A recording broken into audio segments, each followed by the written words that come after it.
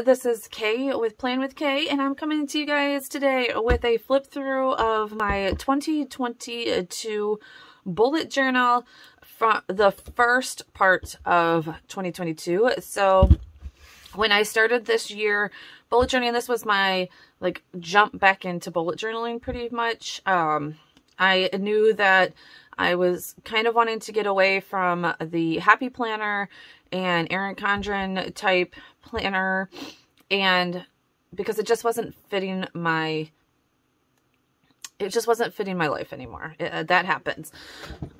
So I decided to take up bullet journaling and jumped right off. This isn't my first time using a bullet journal.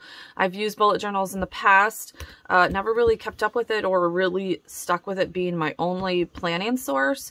But yeah, this was just a journal from, I think it was Joann's. This is just one of their simple journals that I think is like $6.99. Again, I've always been just a budget-friendly type of planner. Started out the year with my cover page. I really loved this. I'm going to be going off of something like this, but a little bit different this year. And I did start off in, what is this, like the A5 size, I think, or whatever it is. Quickly figured out that this probably wasn't enough space for my self, and that's why we moved over to the B5. All right, just making sure I'm on schedule or on thing. One thing I did love is the space for my cover pages. I felt like this size did fit the spot very well, but it's okay, no big deal. Again, most of my spreads, or most of my layouts, I should say, were pretty typical. We started out with monthly. As you can see, it was a very minimal type layout. And yeah, this is what it was. This was the week that we got COVID, so we started out planning nothing, pretty much. Then we started getting back into it, and yeah, it went much better. Really just stuck with the same layouts for a while just to get myself started in all of this and get myself acquainted with everything. Lots of free time in January, pretty much. So I was trying to get back into my scrapbooking. This is where I started a lot of my journaling, though, because I knew that this was one thing that I wanted to do and why I was going into a bullet journal. So I was at this point even doing like tip-ins and flip-outs. I don't do too much anymore. But, oh, I did it currently. I didn't know I did it currently. I want to start putting this back into my planner system, which I need to do for November. Meal plan, as you can see, it's just a real simple.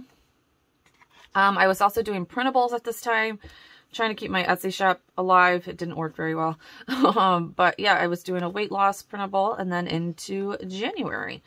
So, used a printable for my monthly. Again, because I was doing a ton of monthlies at this point. But as you can see, I'm starting to use my stamps more, but still trying to stick with, at this point felt like if I needed to stick with a certain layout for so long in order to make sure it either worked or didn't work for me. So I would set up 3 weeklies in a row, actually 4 it looks like, and just give them a little bit different. I probably need to go back to that. It worked very well for me, actually. Meal planning, social media, like I said, it hasn't changed too much. It has gotten bigger, right? My budget, never even did this one. I stamped it all out, and then I haven't been on TikTok much. But yeah, more journaling. This is when I started wanting to incorporate more of my stamps into my journaling. Oops, whole week gone. Then into March. This was cute. We were going to Jamaica this month, so that's why it looks like all tropical and daiquiris and all that kind of stuff. This first week we went to Mexico. So that was a big part of that month. As you'll see, there's nothing for that first week. It was just what I needed to get done on Monday before we left on Tuesday, that type of thing. And then getting back to real life. I tried to do, this is my first month. Yep. I tried to do a horizontal spread. Did not work, guys. Like, I'm just not a horizontal person. Did not work. And as you can see, I quickly went back to my vertical, and I'm very happy with my verticals. So here I am starting, now I'm starting like at the third month. I felt like I was starting to definitely get a hang for everything, and starting to switch up my my spread a little bit, getting a little bit more, you know, crafty with the stamps, and putting events in other places with to-do list, and all that kind of stuff. But still keeping your meal plan, my social media, and then budget. So I definitely at this point was not keeping a ton of collections, as you can see. Like, I mean, I did a weight loss tracker, but a lot of the other ones just didn't go through. All my journaling from the trip and all that kind of stuff. My son also made a baseball team this month, so it was a really fun. March was great. Did some planning for scrapbooking, all that kind of stuff. Then also, you'll see in this one, which is why I keep this planner around a lot, I went through a lot of my old pictures from 2018 and 2019 and wrote down events that I would like to scrapbook so that I can move through them. And I need to do that. I wonder if I've done any more. I know that they're in there. I know, actually, I know 2018, I've gotten all the way to, I've done the flood.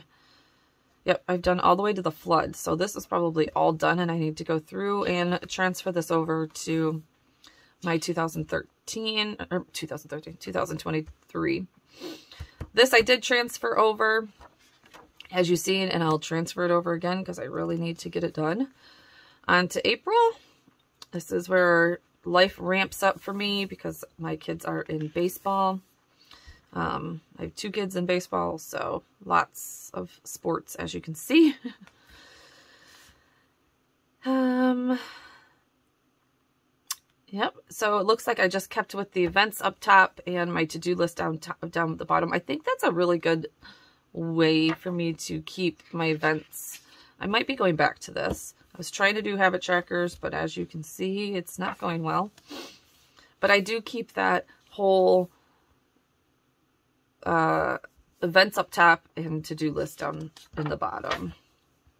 So here I start getting more into doodling, changing up things a little bit. Quickly found out, like, this is clearly not enough room. Meal plan, starting a house cleaning tracker.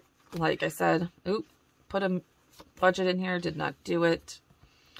And now starting in with YouTube trackers, as I was starting to really dive into trying to get my YouTube channels back up and moving and keeping myself accountable, all that kind of stuff. So there's that, and a social media calendar. More journaling. So yeah, I mean, my journals are pretty, oh, this is where I started subscribing to the Allie Edwards story kits. So I was planning out some of that stuff. Into May, and we start really doodling, I should say. This turned out okay. It wasn't my best. I dropped the A. It sucks sometimes. But yeah, really trying to stick with the themes. I messed up the dates up here. I put Monday first, and it was, I do Sunday. I don't know why I even did that. So had to figure out how to change that. Also quickly realized that open